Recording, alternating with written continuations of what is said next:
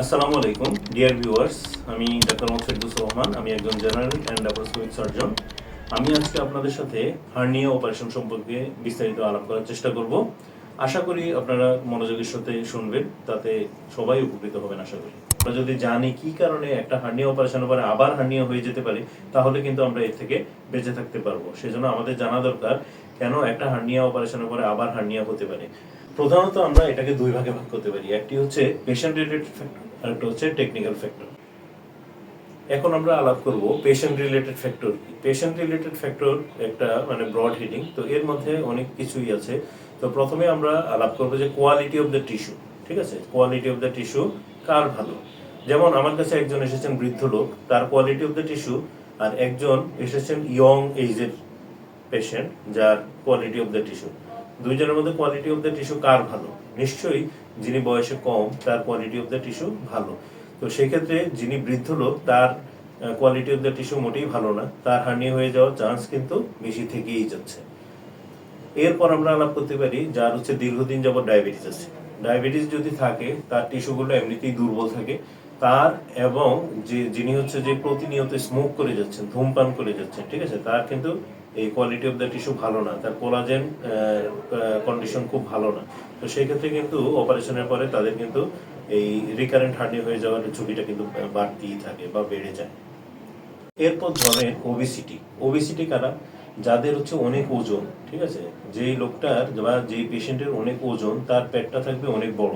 তো পেট যদি অনেক বড় থাকে, তার ইন্ট্রাঅ্যাবডোমিনাল অর্গানগুলো কিন্তু অনেক চাপ দিবে, বা ইন্ট্রাঅ্যাবডোমিনাল প্রেশারটা কিন্তু অনেক বেশি।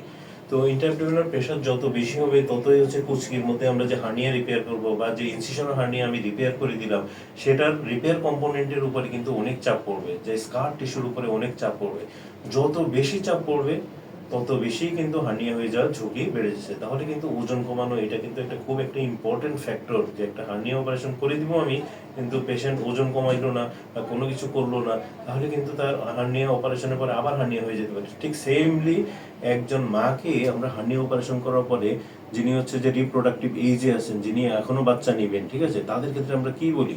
তাদের ক্ষেত্রে আমরা বলি তিনি হচ্ছে যে হার্নিয়া অপারেশনের পরে 2 বছর বাচ্চা নেবেন না, ঠিক আছে, 2 বছর অপেক্ষা করবেন। কেননা ফুল স্ট্রেংথ যদিও আসে না, একটা মিনিমাম স্ট্রেংথ আসতে 2 বছর সময় লাগে।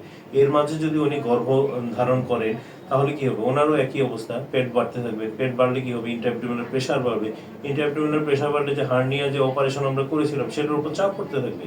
চাপ পড়লে কিন্তু তখন কিন্তু ওইটা দুর্বল হয়ে কিন্তু আবার ওই জায়গা দিয়ে কিন্তু আবার রিকারেন্ট হার্নিয়া হয়ে যেতে পারে। একটা অপারেশনের পরে যদি তার খুব বেশি কাশি থাকে, হ্যাঁ, যে এক্সট্রিম সিভিয়ার লেভেল অফ কাফিং, ঠিক আছে, বা রেসপিরেটরি ডিস্ট্রেস, কাদের হয়? সাধারণত অ্যাজমা থাকে। এছাড়াও অ্যাজমা রোগী যারা অনেকদিন ধরে ভুগছেন, ঠিক আছে, সিওপিডি নামক একটা রোগ আছে, সেটাতে যারা ভুগছেন তাদেরকে কন্ট্রোল করে রাখতে হবে, ঠিক আছে। তো এখন যখন একটা অপারেশনের পরে উনি যদি খুব বেশি বেশি কাশি দেন, তাহলেও সেই একই অবস্থা। যত আমরা কাশি দেবো, তত পেটের মধ্যে ইন্ট্রাঅ্যাবডোমিনাল প্রেশারটা কিন্তু বেড়ে যায়। বেড়ে গেলে সেই একই অবস্থা হবে। সেটা হচ্ছে যে আমরা যে হার্নিয়াটা রিপেয়ার করেছিলাম, সেটার উপর অনেক চাপ পড়বে। অনেক যদি চাপ পড়ে, তাহলে ওটা দুর্বল হয়ে যাবে। দুর্বল হয়ে গেলে কিন্তু আবার হার্নিয়া হয়ে যাওয়ার ঝুঁকি থাকছেই। এছাড়া আরেকটা জিনিস যেটা খুব ইম্পর্টেন্ট, সেটা হচ্ছে একটা পেশেন্টের যে ডে লেবার, উনি হচ্ছে খুব পরিশ্রমের কাজ করে কিন্তু জীবিকা নির্বাহ করেন, কিন্তু উনি অপারেশনের খুব আর্লি, হ্যাঁ, এখনো আমরা তাকে পারমিশন দিই না যে উনি খুব ভারী কাজ করবেন বা এরকম কিছু। উনি অপারেশনের পরে ভারী কাজে লিপ্ত হয়ে গেলেন, ঠিক আছে, বা নিয়োজিত হলেন। দেখা যাবে এই ভারী কাজের কারণে ওনার ওই যে সেই ইন্ট্রাঅ্যাবডোমিনাল প্রেশার বাড়তেছে, রিপেয়ার কম্পোনেন্টের উপরে চাপ পড়তেছে, ঠিক আছে, তখন কিন্তু ওই যে হার্নিয়াটা কিন্তু আবার হয়েছে। এখন আমরা আলাপ করবো টেকনিক্যাল ফ্যাক্টর নিয়ে। এতক্ষণ আমরা আলাপ করলাম পেশেন্ট রিলেটেড ফ্যাক্টর নিয়ে, এখন আমরা আলাপ করবো টেকনিক্যাল ফ্যাক্টর। তো টেকনিক্যাল ফ্যাক্টর কি কি আছে? যেমন একটা পেশেন্টের অপারেশন হয়েছে, এখন কোন টেকনিকে অপারেশনটা হয়েছিল? কি ওপেন টেকনিকে হয়েছিল, ওপেন হার্নিয়া রিপেয়ার, নাকি ল্যাপারোস্কোপিক হার্নিয়া রিপেয়ার, ঠিক আছে। তো গবেষণায় দেখা গেছে যে ওপেন হার্নিয়া রিপেয়ার অথবা হচ্ছে ল্যাপারোস্কোপিক হার্নিয়া রিপেয়ার, এই দুইয়ের মাঝে তেমন কোনো পার্থক্য নাই। দুইটাতেই হচ্ছে রিকারেন্স রেট মোটামুটি সেম, ঠিক আছে। তো সেই ক্ষেত্রে হচ্ছে যে আমরা সমান ধরতে পারি যে ওপেন হার্নিয়া রিপেয়ার বা ল্যাপারোস্কোপিক হার্নিয়া রিপেয়ারে যে রিকারেন্সের রেট, সেটা ইন অ্যান এভারেজ সমান। এছাড়াও নির্ভর করে যে হার্নিয়া অপারেশনে আমরা ম্যাশ ইউজ করেছি কিনা। ম্যাশ কিছুই না, ম্যাশ হচ্ছে একটা জালির মতো। তো ম্যাশ যদি ইউজ করা হয়, তাহলে কিন্তু হার্নিয়া রিকারেন্সের চান্সটা অনেক কমে যায়। কিন্তু যেই হার্নিয়া রিপেয়ারে ম্যাশ ইউজ করা হয় না, তার কিন্তু রিকারেন্সের রেট অনেক বেশি। তো সাধারণত ম্যাশ অনেক ধরনের থাকে, বিভিন্ন আমার কাছে এখানেও কিন্তু ম্যাশ আছে, দেখেন আমি আপনাদেরকে দেখাচ্ছি। এটা হচ্ছে একটা ম্যাশের প্যাকেট, ঠিক আছে।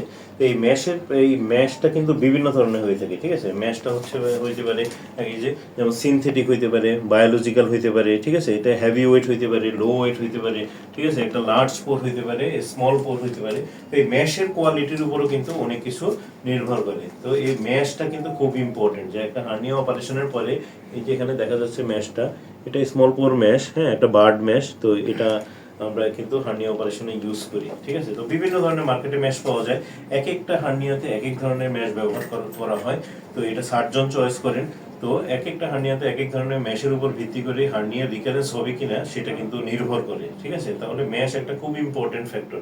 এছাড়াও এই ম্যাশ ছাড়াও যেটা আছে সেটা হচ্ছে সার্জনের টেকনিক্যাল ফ্যাক্টর, ঠিক আছে। আমি অপারেশন করার পরে বিভিন্ন ধরনের লেয়ার, ঠিক আছে, লেয়ার বাই লেয়ার রিপেয়ার করা হলো কিনা, ম্যাশটার প্লেসমেন্ট খুব ভালো হলো কিনা, ঠিক আছে।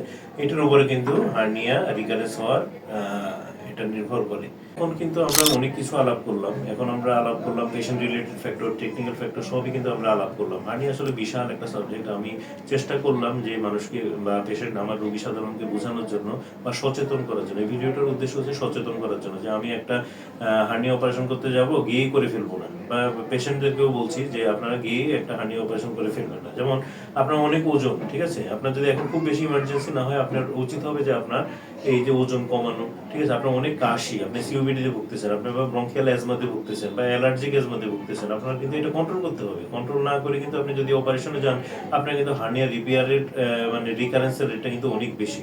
তাহলে যে সেই ক্ষেত্রে আপনার যেগুলো কন্ট্রোলেবল, ঠিক আছে, সেগুলো কিন্তু কন্ট্রোল করতে হবে।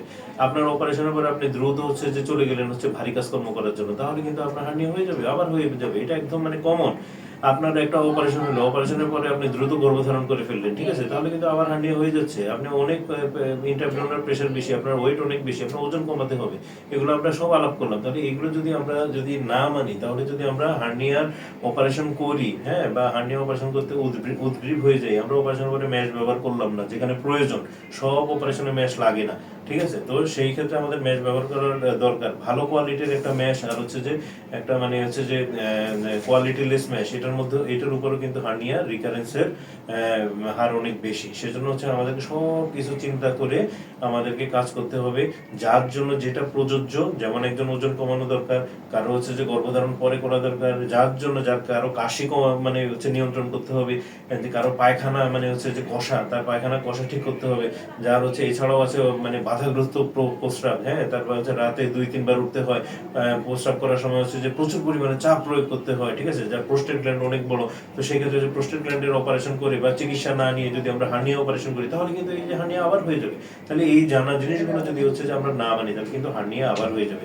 আশা করি সবার এই ভিডিওটি অনেক উপকারে লাগবে, এবং সবাই এই ভিডিওটি লাইক শেয়ার করে পাশে থাকবেন, যাতে হচ্ছে যে সব মানুষ জানতে পারে যে হার্নিয়া সম্পর্কে, এবং কি করলে হার্নিয়া আবার রিকারেন্স হয়, কি করলে হচ্ছে যে হার্নিয়া অপারেশন করার পরে ভালো থাকা যায়। এই জিনিসগুলো এখানে আলাপ করা হলো। সবাইকে ধৈর্য ধরে দেখার জন্য অনেক অনেক ধন্যবাদ। আসসালামু আলাইকুম।